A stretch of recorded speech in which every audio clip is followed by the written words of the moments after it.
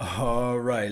Thank everybody for tuning in. Just want to be able to talk to you guys. What should be the next move? And with that being said, the next move should be we still got to focus on the core. We got to figure out something with this defensive tackle front. I do know that we have a finesse package looking out there, but the thing is, what we have to figure out is will this front four be able to allow the linebackers to fly freely? Another thing that we need to look at too as well, and this is just me saying, I do know that you want to trust your younger guys. You want to trust your younger guys, which is understandable. But there's something about veteran leadership that we missing out there on the defense. There's something about being there before counts for everything.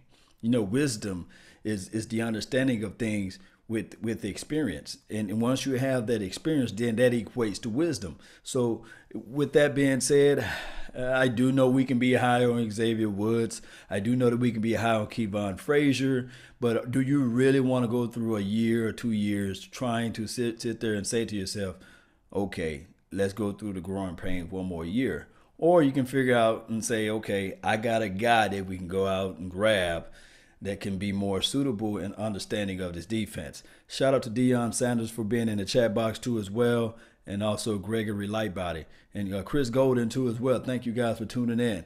But the thing is, what we want to say here is with this defense, we was top 8 overall in defense. We wasn't a stingy defense. We need to get more takeaways to be formidable this year because we playing against some explosive teams. We need to figure out a way to take the ball away from the opposition. If we don't do that, then we're falling down the same path of saying, okay, maybe next year, and then it'll be maybe next year. So the thing is with that, if we need to figure out a way to get some veteran help out there in the secondary, and we do need to have outside of what D-Laws, pretty much the seasoned guy out there. We do understand that Sean Lee is that person too as well. But Sean Lee, I don't know if he's the vocal guy that you really can say he's going to have everybody marching to the tune of his beat or the beat of his drum. Not saying that Sean Lee can't do it or will not do it, but we need to figure that part out as it relates to defense. Now, one can argue and say, okay, Tyrone Crawford, he's that guy. He's that guy that's been the quote unquote defensive front line leader, but production means everything. Everybody have reasonings, but results is what matter. And if you don't have the results, then you're telling everybody, okay, this is the process, this is what you need to do out here, and this sort of thing. And 9 times out of 10, nobody really gonna listen to you. So the thing is, we want somebody that can really horn in and help the younger guys out. We do know that we're going to miss a Jason Witten on both sides of the ball. I think Jason Witten was that guy that was kind of like, okay, here's a proven guy that played pretty much every Sunday, every Monday, and every Thursday for the last 15 years. So without that guy, that present being out there, we may see some hiccups, we may see some setbacks. But at the same time, like I said before, you do gain a little experience by playing. But what I want with this team, because we kind of close, believe it or not, I always compared this team, this coming season, up to the 2015 Carolina Panthers, who we do play this year, first game of the season. And here's why. Carolina Panthers, they had a prominent quarterback that everybody pretty much was saying, okay, is he the leader of this team? Is he not the leader of the team? Who's the leader of the team? Because they got rid of Steve Smith that year, and they still rose to the occasion, meaning that now he was able to take over the entire offense. He didn't have that other vocal leader, Steve Smith, in the locker room telling his guys and telling what his philosophy of the team should be. They became more pound, run first oriented football team. Well, pound first, not orientated, but you know what I'm talking about, guys. Let me just take me some coffee. It's just still too early for me. Shout out to everybody that's in the chat box, man. Salute to you guys. What I was saying is the 2015 Carolina Panthers, of course, their defense was hungry. They was hungry. They was vicious. You had the Josh Normans finally stepping it up. You had the Luke Kuechly of the world finally stepping it up.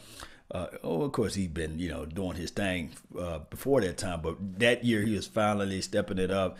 And you had the veteran guy, Davis, and you had that front four that was just sticky, nasty. Keywan Shorts and the other guy, Charles, I forgot his last name. These guys was flying out to the ball. Their defense pretty much propelled their team. And then on the opposite side of the ball, the run offense.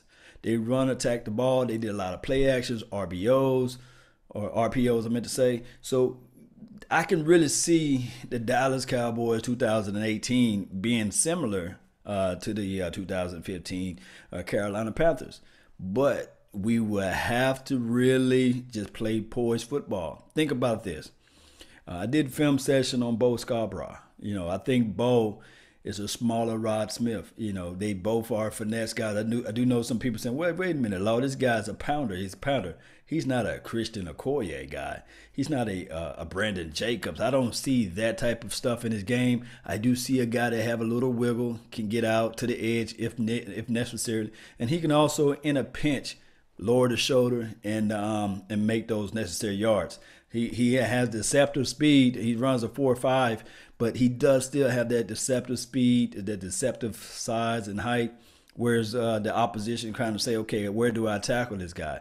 Now I would like to see him have a more bend on his run, lower his pad levels. As far as blocking, I do know that I put the little sarcasm joke in there saying that blocking is 99% mental and 1% skill. Some of the best, and I'm talking about the greatest blockers of all time, didn't do the best technique, but they just got in the way. And so that's what I really want. You get in the way, let the quarterback live to play another down. You know what I mean? Because you can only imagine in 2015, Tony Romo, he was stepping back, and Hicks, I'm talking about the Eagles game. You can imagine if I think there was who was in on that play? Was that Randall? Somebody, one of the running backs. If they was to stay back and block, you just never know what 2015 would have came out to be, So it's blocking, just being in the way, that extra 2 to 3 seconds that you can have for your quarterback. And I think that Bro brings in that type of element. And now when you're talking about Rod Smith,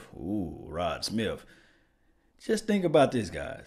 You got Ezekiel Elliott, who's the bell cow of this offense, who's going to pretty much, by Ezekiel Elliott running along, is going to help out the defense because they're going to hold the ball. They're going to take off the time from the opposition.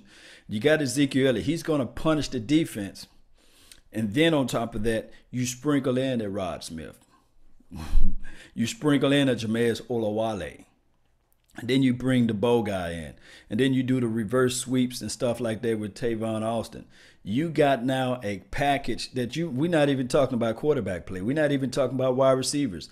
And we don't even know who the X receiver is in his offense, which pretty much you probably don't even need at this point because you're going to take control of the football game just by running along. You're going to benefit too as well by having this pretty much this offensive line. One can argue and say everybody on this offensive line got a first round grade, right? Everybody got a first round grade, even though Connor Williams was pretty much a second round pick. One could argue and say, well, Connor could have went in the first round, right? So now that everybody's first round grade, and I'm talking about even the swing tackle, not saying he's first round grade, but he's serviceable enough to fill in the gaps. So what the Cowboys did this whole entire offseason said, okay, where are our problems? Where are our strengths? How can we improve our strength and diminish our problems? We had issues with the actual depth, and everybody can saw that during the year. We pretty much fell off the wagon when a player went down. So now what we're saying to ourselves, we're going to cut out all the things that we need to improve, what we need to pretty much improve on. We're going to cut those things out and elevate those things that we can improve on. Pretty much like I said with the offensive line, you get in the backups, and with the wide receiver core, we understood that Dez Bryant is world class as far as with the expectations of Dez Bryant. Teams played him in a sense where it's saying, okay, we're going to roll coverage over the top. We're going to have the safety come down. We can put him in brackets coverage, and we're going to take away Dak Prescott best weapon and force him to beat us pretty much with the tight end and the number 2 receiver. And pretty much that worked throughout pretty much majority of the game, or a majority of they played when they played. And then on top of that, if you add in the fact that Tyron Smith back just folded up like a pretzel, and then, you know, they kind of screwed Chaz Green up by all offseason. They pretty much had him on the tackle, and they forced him inside. Those are like pretty much 2 different positions. And then you know what Byron Bell is just a big waste of garbage out there, just laid down pretty much all throughout the last year. But neither here nor there. They've improved on all those aspects of the game. They'll say, okay, with the linebacker, well, not the linebacker, I'll get on that another subject. With the offensive line, we're going to figure out a way to get Cam in. We're going to figure out a way to get this draft prospects in. And then we also going to do a, what is it, Martin guy, I think it's Marcus Martin. So they got depths now. We got depths now on the offensive line. Now they figure out, say, okay, with the wide receiving core, we're going to make it so competitive now. We're going to draft 2 receivers. I like the Wilson guy, too, as well, from Boise. We do not understand if you want to play for the Dallas Cowboys, just go try for the Boise. If you make the team, then undoubtedly you will get your tape reviewed with the Dallas Cowboys. Guarantee. I guarantee you. But neither here nor there. They said, okay, with this wide receiving core, I'm not sold on what Dez Bryant can be 5-10 years from now. Of course, 10 years he's gone. But I'm not sold on what Dez Bryant can do 2 to 3 years from now. Let's just go ahead and cut bait. Did they do it the right way? I can argue and say, no, they didn't do it the right way. But one can also say, hey, football is a business, and why would you make another team better? So neither here nor there. So they got rid of Dez Bryant. Some say, okay, good. Some say, okay, it was a bad decision. Neither here nor there. He's not here no more. So they got rid of Dez. They went out and they got an Allen Hurns. Well, pretty much before they got rid of Dez, but, you know, neither here nor there. They went and got an Allen Hurns. They went and got a Dante Thompson. What are these 2 guys' skill set? Dante Thompson can take the top off the defense. He's been in the league for some years. He's 28, 29 years old, but he still shows that he has speed. He can run the intermediate routes, pretty crisp, a good route runner, right? And they didn't rest there. Allen Hurns, pretty much a possessive type of receiver who can run intermediate routes too as well. He's not going to do no reverse sweeps, but he's a serviceable guy who had injury problems too as well. So they got that guy. T. Will is hurt. They couldn't figure out a way to trade T. Will because he's not trade baitable in a sense. The guy got a broken foot. Nobody's going to trade for damaged goods, basically. So they say, okay, we're going to put a placeholder on T. Will, but we're going to go out and we're going to make sure that we have our insurance policies together. And that's where you get your Cedric Wilsons of the world, and that's where you get your Michael Gallup. These guys are pretty much saying that, okay, this is the new era with the wide receiving core. Because you do know that Thompson, I think Dante Thompson got a 1-year contract. Allen Hurns got a 1-year contract. And these 2 guys, they better ball. They need to ball. If not, then you're going to implement Wilson and they're going to implement the Gallup guy. And then just don't sleep on KD Canning. These guys are pretty much, they don't have a long shot, but they pretty much on the roster and they're going to be able to push everybody. The Lance Lenore, the KD Cannings of the world, and also Noah Brown, who one can argue and say, depending on how much he improved this offseason, could be very much the next X receiver on this team. Now, LeBird told me out there that the guy has been developing. He's sharper, crisp on his routes. He's picking up the playbook, and he's been working out with the route guru, David Robinson. Now, not saying that David Robinson can turn water into wine, but I'm quite sure he can tell you how to get to the liquor store. So I'm telling you right now that this guy is working on pretty much everything you can imagine. He's already been superb with his blocking, and he's already been superb with his hands. We know he catches the ball smoothly. Now, as far as speed and other traits, we don't know. You know, we're going to see what the film say this mini season. And then you do know that they got rid of Ryan Switz. And I did forget about Cole Beasley. The footsteps are so loud on Cole Beasley. Cole Beasley got to step it up. If not, we're going to be hearing about a mid-season trade or something like that. Maybe the New England Patriots, maybe we dance with the devil for a little second, maybe we do something like that. But I don't want them to just flat out cut Cole Beasley. I want them to get something from him if they decide to go that route. But neither here nor there. Cole Beasley might just step it up this year. Who knows? Because one thing I can say, you got the Tavon Austin. And what made Cole Beasley so spectacular last year, well, the year before last, 2016 and 2014, and people fail to realize this, that reverse sweep, it opened up so many things. You cannot bracket coverage Cole Beasley when you have the other guy being monitored in the backfield saying, okay, could that be a bracket sweep? You know what I'm saying? That's how you beat the actual brackets cover, not bracket sweep. Can that be one of those, jet sweeps? And we got that. We got that now. We got two guys that can do that. We got Dante Thompson that can do that, and now we got the Tavon Austin.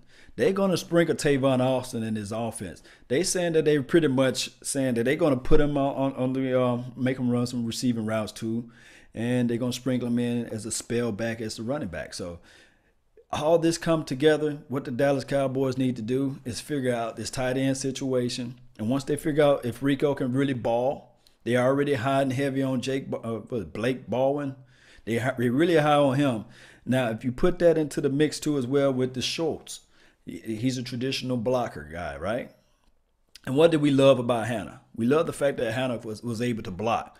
But Hannah, the reservation that we had on Hannah was that he couldn't stay healthy. So now you got a guy, this younger guy, hopefully, if the football gods are with us, and then they can say, okay, all right, we're going to allow this team to stay healthy and we're going to already declare that pretty much this year there's no hamstring injuries because we know that that's kind of set us back, at least cost us about, maybe 1 or 2 games, one can say that, But looking back at this defense, I really think that they really still need to have a plug on this front four. Maybe some type of veteran help. I like Jahad tapes, and I'm talking about Jahad Ward, the guy that they got. He's a bigger, slower David Irvin to me. I like his tape. I think that he'll be a good rotational piece. Coney, Ely, I like his tape, but he's going to be in the battle with the Gregorys. If Gregory can stay off the weed, and he's going to be in the battle with the actual Taco Charlton and the Dorrance Armstrong. And you know how it goes when you draft a guy. They pretty much get the first reps. I think this is how this team pretty much operates. That's just how it is. Not saying that you're going to give a guy a chance, or just free chance, but we understand that, right? You don't want to look like a fool when you draft somebody. So they're going to give this guy several opportunities. Not saying that you're going to just not have a competition out for there, but if Coney don't show up healthy, if he don't show up balling, then he could find himself being an odd man out. And did I forget about Tapper? Yeah, I forgot about Tapper. See, we got so many finesse guys. We need a big, strong guy. Outside of that, like I said, I'm going to go back to the secondary. We pretty much still need help out there in the secondary. But before I run, I just want to give everybody a shout out that I can find this in the chat box. I really appreciate you guys for tuning in to the show. Jeremy, Gregory, let me move my deal over here so I can really give you guys a shout out. Thank you guys for tuning in all together. Bread Window 07, that's a cool name. Jad F, or is it Jad H? Yeah, shout out to you. Louis Ortiz. Barry Gorgon. I want to say Barry Gordon, but Gorgon, it's a good name. So nothing to lose. Shout out to you too as well. Brian, shout out to you. This is the thing, guys. This team can be pretty much flying under the radar this year, which I love because I love the fact when everybody doubt the Dallas Cowboys. And when you doubt the Dallas Cowboys, it just somehow, some way that they just show up. And I want this to happen. I want all of the national media to count us out. I want everybody saying that, okay, this team is going to go 4-12. This team is going to go 6-10. And guess what? When we sneak up under the radar, which probably won't happen after week 3 or week 4 because everybody's going to say, okay, we're going to win the freaking Super Bowl. But I want all the off-field stuff to go away too as well. And I think that that's going to happen. And just give everybody a chance this offseason. We want to really see what minicamp. My next film will be the Cedric Wilson. And then I'm going to work my way down. I'm doing a Scarbrough film also with my guy Voch Lombardi on Connor Williams. That should come out sometime today if I have time. If not, it's going to be sometime this week. But go and check out Connor Williams' film breakdown on my guys Vacha Lombardi's page, and also check out the undrafted rookies on Okoye's page. Don't forget to like the channel, support the channel, share this message to everybody out there. That's been my time. I really thank you guys for yours. And remember, you're listening to nothing but the best. Salute. I'm out. Peace.